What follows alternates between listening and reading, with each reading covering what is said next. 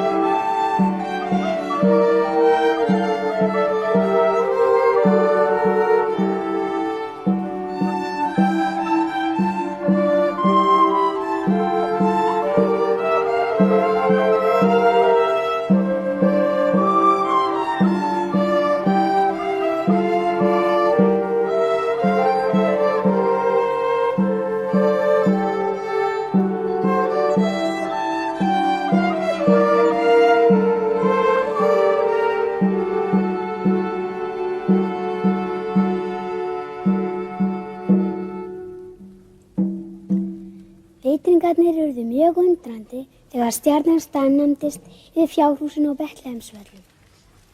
Þaðan barst bjarmi af birtu og þeir yrðu óma tónlist.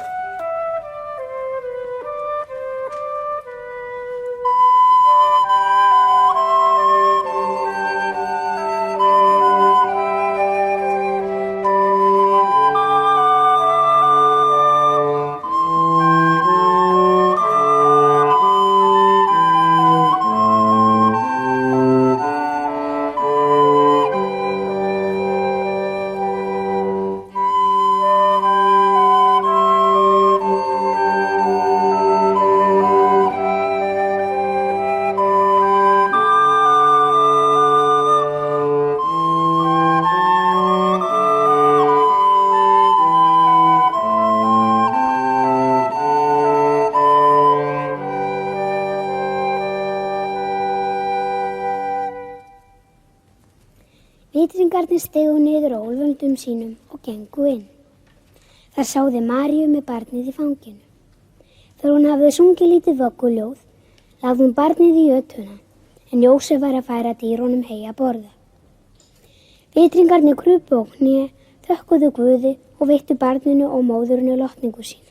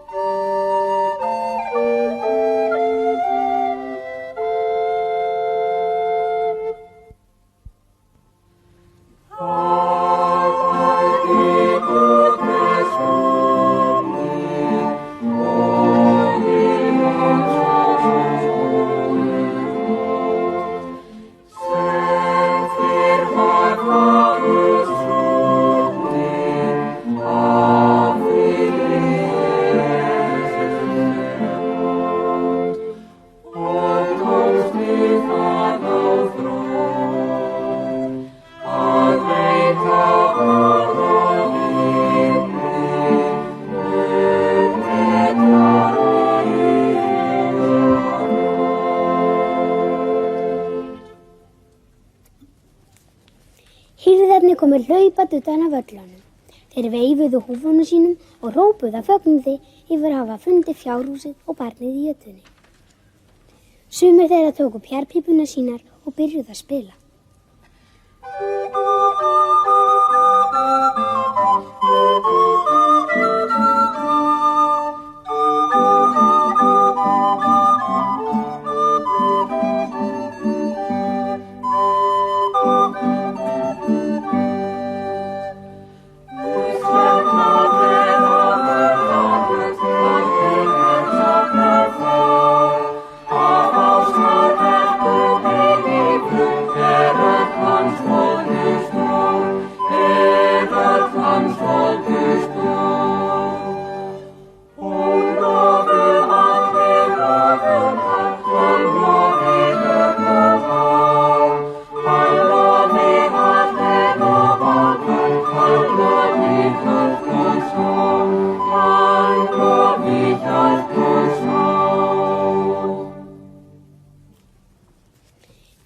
líka fleira fólk inn í fjárhúsið og færði fjölskyldunni gjafir.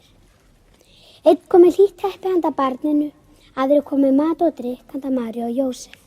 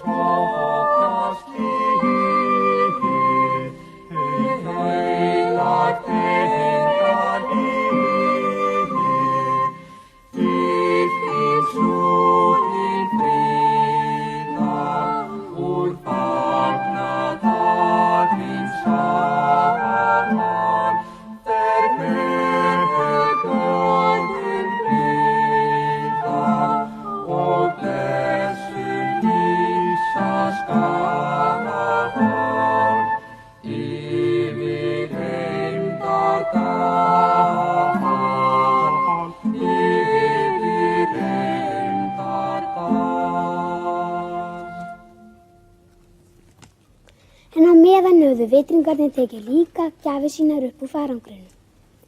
Sá fyrsti, Kaspar, kom með dýrindis fataefni, Melkíor með perkneskan olíulampa og svo þriðji, Baltasar, kom með kistil fullan af gulli og gimsteinum.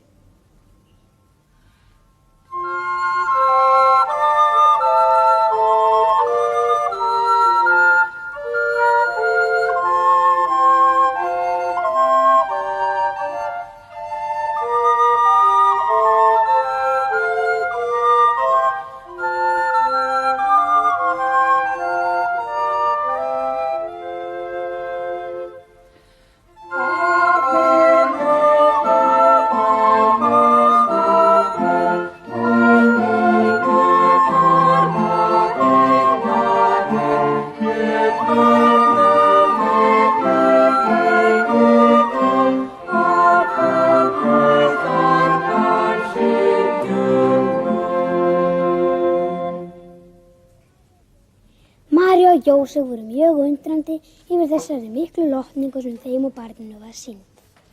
Þau vissu nú fyrir víst að mikill atburður hafi gerst, annars hefðu öll þessi undur ekki á sér stað. Vitringarnir þrír stigu nú bak úlföldum sínum og lögðu á stað heim og leið til hinna fjarlægu Austurlanda.